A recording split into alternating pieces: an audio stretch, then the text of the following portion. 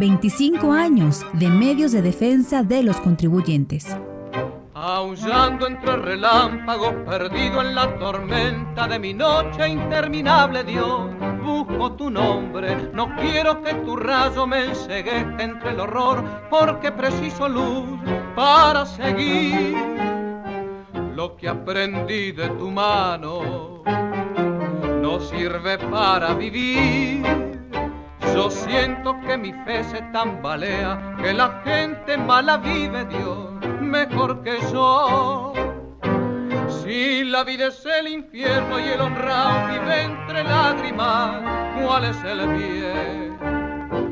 del que luche en nombre tuyo, limpio, puro, para qué?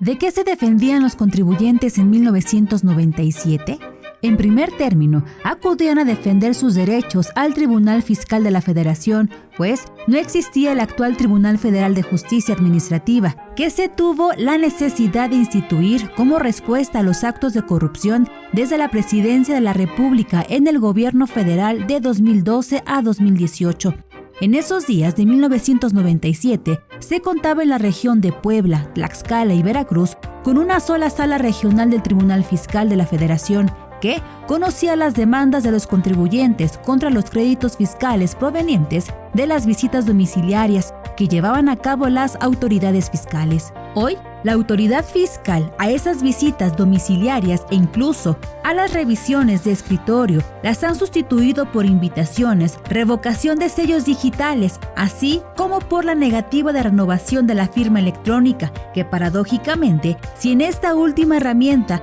no se puede continuar cumpliendo con las obligaciones fiscales como contribuyentes e incluso defenderse en los recursos de revocación que hoy se presentan por medio electrónico, cuando en los últimos años de la última década del siglo XX se requería elaborar un recurso de revocación con un formulario para presentar en forma impresa el medio de defensa. El plazo en 1997 para interponer la demanda ante el Tribunal Fiscal de la Federación por parte de los contribuyentes era de 45 días hábiles. Hoy es de 30 días hábiles. Desde luego que en esos tiempos no existían los juicios sumarios ordinarios en línea, ni menos aún los denominados de resolución exclusiva de fondo. Las cosas eran más fáciles y solamente había un solo procedimiento para hacer valer sus derechos todos los contribuyentes, que no requerían de formular citas electrónicas para acudir al servicio de administración tributaria, pues como llegaban los contribuyentes a las oficinas de las autoridades, se iban atendiendo en el incipiente SAT que hace 25 años inició sus funciones.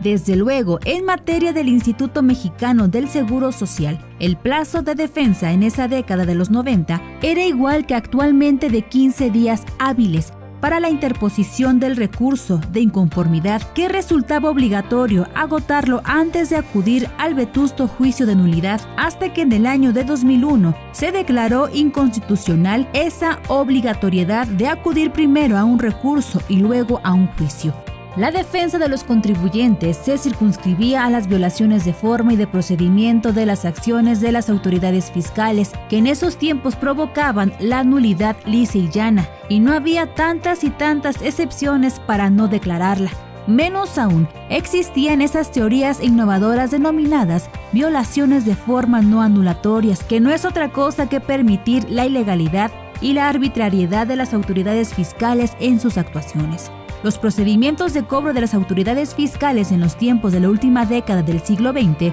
no tenían comparación con los embargos de los tiempos de la presidencia del primer presidente de oposición en México, pues, siendo el titular de la Administración Pública Federal de tendencia de derecha, se dedicaron las autoridades ejecutoras a cobrar a como dé lugar a los contribuyentes. Los primeros procedimientos de ejecución aberrantes, fuera de toda prudencia y lógica, se iniciaron en esos tiempos, que no se distinguía entre bienes embargables e inembargables, menos aún si eran bienes del contribuyente o de terceros, pues con el auxilio de la fuerza pública se hacía lo que se quería en esos tiempos y que desafortunadamente han sido herencias que se siguen llevando a cabo constantemente. Tiempos aquellos del siglo XX, en que las reformas fiscales no eran tan abundantes como en la actualidad, ni que se llegara a más de 100 o 200 artículos reformados. En el Código Fiscal de la Federación se ubicaba el procedimiento contencioso administrativo. Todavía no se venía la vorágine de reformas legales de la Ley Federal del Procedimiento Contencioso Administrativo,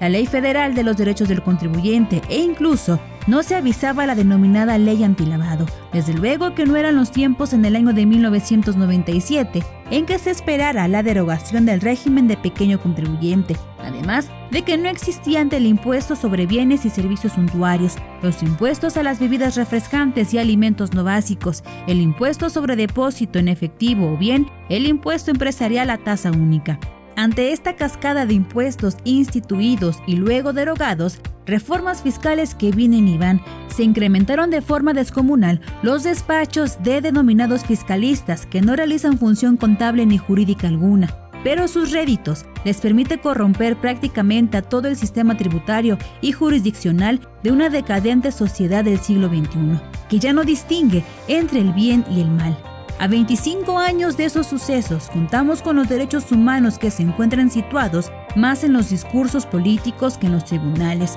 juicios y recursos electrónicos que provocan más incertidumbre a los particulares que certeza. Es más, a partir de la entrada en vigor de estos medios electrónicos en 2014, resulta que se ha propagado la suplantación de la identidad que ha dejado estragos muy amargos en los contribuyentes de buena fe, al grado de que se tuvo que tipificar como delito esa práctica corrupta en la que han caído muchos ciudadanos víctimas, pero que la ley no los reconoce como tales. Con todo esto, si en los últimos 25 años hemos involucionado o evolucionado, queda la respuesta a criterio de la historia.